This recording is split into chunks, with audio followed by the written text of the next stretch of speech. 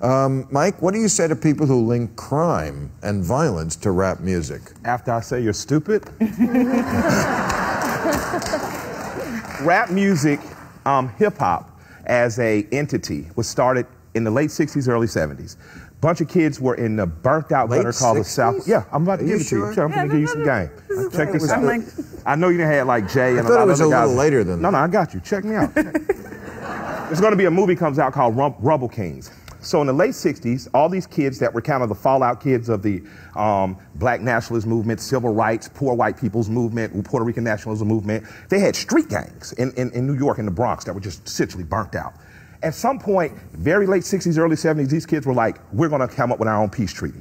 Came up with their own peace treaty, decided that we aren't going to engage in violence. Well, what's the alternative to violence? The Zulu Nation was born out of that. Africa Bambaataa, Cool Herc. Google these. I'm telling you, it's way bigger than any of the rappers you think now, and the story is way more interesting. These kids, they were children, got together in the park, stole public electricity, which I strongly support, and decided to do park jams as an alternative to violence. So hip-hop is not rap. Hip-hop is the thing that houses rap, graffiti, breakdancing, and DJing and entrepreneurship. And what it did was give poor kids the opportunity to organize as an alternative to violence. Now, fast forward 40 years, it worked. A lot of money came into it. Guys bought big chains and tigers and lions and bears and shit, and we got off course. But at our core, hip-hop, every time you see a successful rapper, you're seeing a job creator in a community.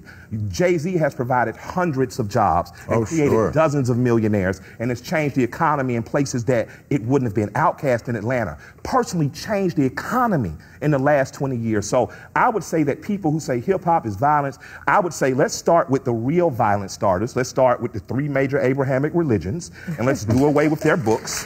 Let's start with governments and geo-war and politics. Let's do away with our leaders. So after we get down the violent scale of all the things that create real violence to get to music, it'll be easy to get hip-hop, because people in hip-hop want to do the same thing you do. Talk shit about politics, smoke weed, and date dope black women. That's it.